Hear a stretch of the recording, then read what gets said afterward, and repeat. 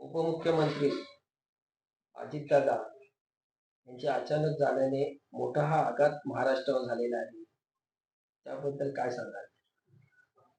28 जानेवारी 2026 रोजी सकाळी साधारण 8:45 वाजता आदरणीय अजितदादांच्या विमानाचा अपघात झाला आणि त्याच्यानंतर त्या अपघातामध्ये त्यांचं निधन झालं.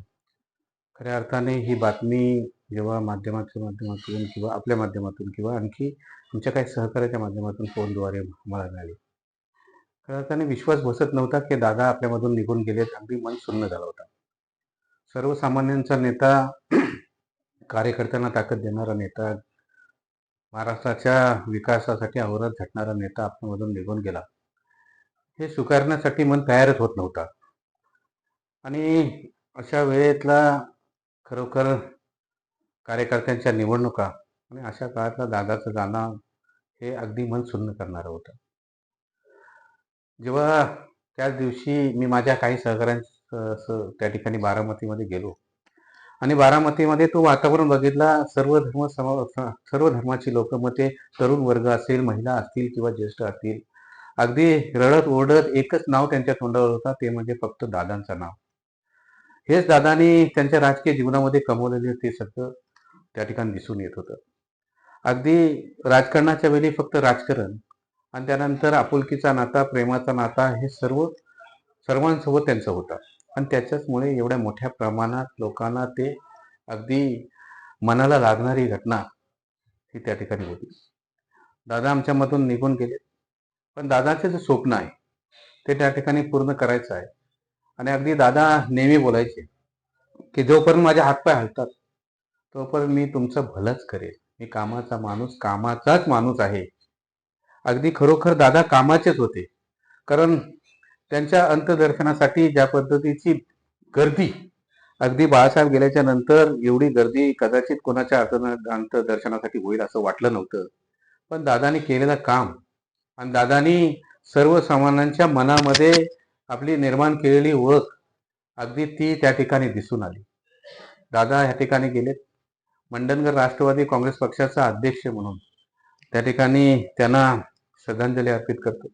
दादानी जे स्वप्न बघितलेत, एक त्यांचा कार्यकर्ता म्हणून त्या ठिकाणी पूर्ण करणं, हीच खरी त्यांच्यासाठी श्रद्धांजली असेल, याचे मी माझ्या वतीने प्रयत्न करेन. निवडणुकीकडे या तुम्ही जिल्हा परिषद व पंचायत समितीकडे आता कशा प्रकारे पाहता? कसं आहे, प्रमुख नेता अचानक वेळी आमच्याकडनं निघून गेले, ज्याच्यावरती पूर्णतः पक्ष होता. आणि दादा गेल्याच्या नंतर ही पहिली निवडणूक आणि ती खऱ्या अर्थाने कार्यकर्त्यांची निवडणूक आहे. शेवटच्या श्वासापर्यंत कार्यकर्त्यांना न्याय मिळाला पाहिजे आणि कार्यकर्त्यांच्याच निवडणुकीसाठी त्या ठिकाणी प्रचारासाठी दादा येत होते. आता ही आमची जबाबदारी आहे. त्या ठिकाणी खऱ्या अर्थाने पक्षाने ठरवलंय की कुठल्याही पद्धतीचा प्रचार करायचा नाही, प्रचार सभा घ्यायची नाही. कारण दादा हे प्रत्येक सर्वसामान्य मतदारांच्या मनापर्यंत पोहोचलेत.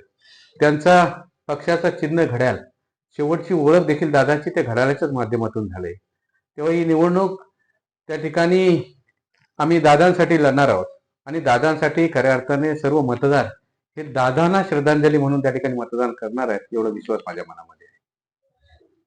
तुमचे जिल्हा परिषद व पंचायत समितीसाठी कुठल्या गटातून व कुठल्या गटातून कशा प्रकारे निवडणूक लढवत आहे तुम्हाला? निवडणूक जाहीर झाल्याच्या नंतर या ठिकाणी खऱ्या अर्थाने आम्ही महायुतीचा एक घटक पक्ष आहोत.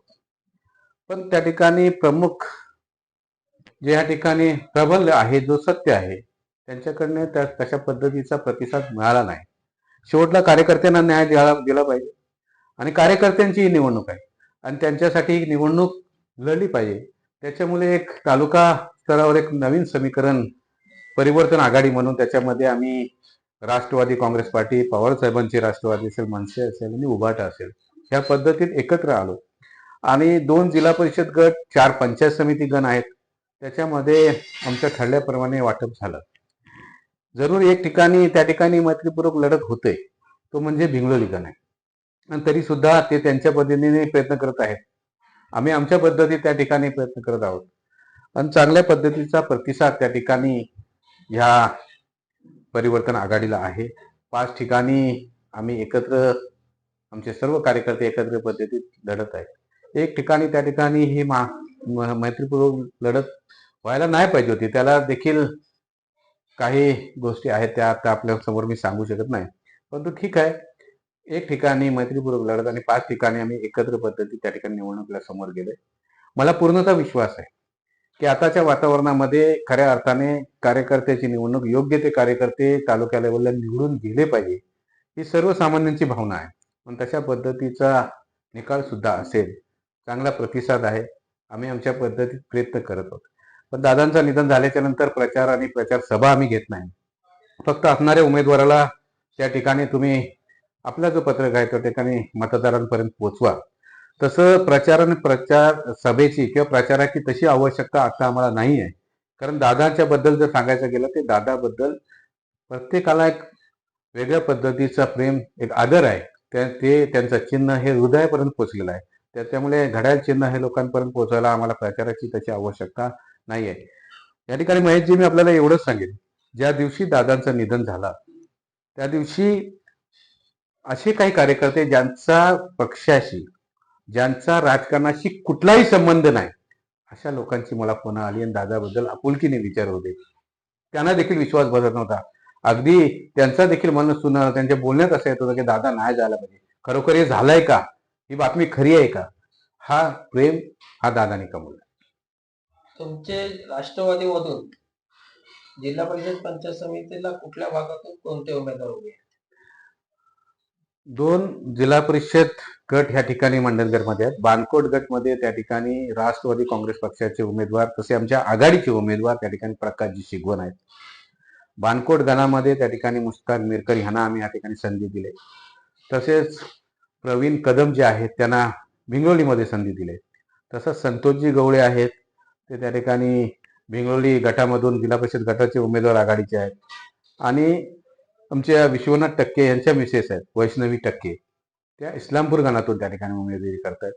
तसंच आमचा एक जुना कार्यकर्ता आहे खांबे, त्यांची सून मीरा कल्पेश खांबे ही या ठिकाणी उबाटाच्या चिन्हावरती त्या ठिकाणी तुळशीमधून उमेदवारी, अगदी सुशिक्षित तरुणी आहे, त्याला आम्ही संधी त्या ठिकाणी दिलेली आहे. 5 तारखेला मतदान होणार होते, ते दादांच्या या अचानक घडलेल्या घटनेमुळे 7 तारखेला करण्यात आले आहे व त्याबद्दल नागरिकांना काय आवाहन करायला लागेल? नाही, आज ह्या ठिकाणी मला असं वाटत नाही की वेगळं काय आवाहन करण्याची गरज आहे. कारण सर्व आम्ही मगाशीच सांगितलं की बाळासाहेब ठाकरेंच्या अंत्यदर्शनाला जी गर्दी होती त्याच्यापेक्षा जास्तची गर्दी आज पोलीस रिपोर्ट आहे, सर्वसामान्यांचा रिपोर्ट आहे, आपल्या मीडियाचा रिपोर्ट आहे की एवढी गर्दी ही दादांच्या अंत्यदर्शनासाठी होती. याचा अर्थच एवढा आहे की प्रत्येक मनापर्यंत दादा पोचलेले आहेत, त्यांचं चिन्ह पोचलेलं आहे. मी आपल्या माध्यमातून एवढंच सांगेन त्या ठिकाणी येणाऱ्या 7 तारखेच्या निवडणुकीमध्ये आदरणीय दादांचा पक्षाचा जो चिन्ह आहे, त्याच्या पक्षाचे जे उमेदवार आहेत त्यांना आपण मतदान करून दादांना खऱ्या अर्थाने श्रद्धांजली वाहण्याची विनंती, एवढा विश्वास आहे.